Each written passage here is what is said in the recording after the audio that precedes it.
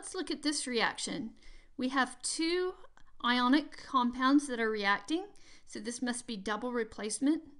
I need to look at their charges, and then I'm going to figure out my products. The positive part or front part of one goes with the back part of the other. So I'm going to have this, and I need to make sure that I'm writing that as a neutral compound, and yes, that is neutral. And then I need to have the front part of this one go with the back part of that one. So sodium chloride, and those charges. Okay, well, where's my precipitate? If we'll look here, we know that potassium only forms water-soluble compounds, same with nitrate, same with sodium. So both of these are aqueous.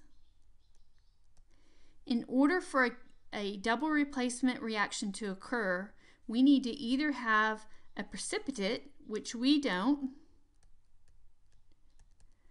or you need to have a molecular compound formed.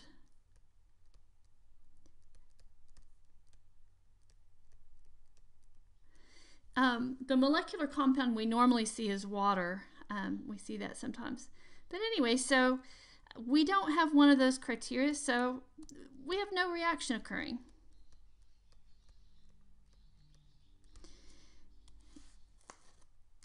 Well, it's important to understand what's really happening here.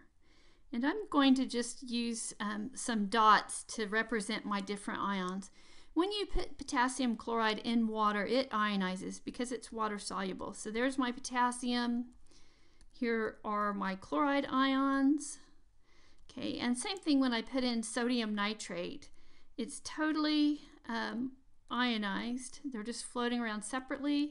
Here are the nitrate ions. Okay. A compound would be forming if two of these ions would be bonding tightly and forming a solid.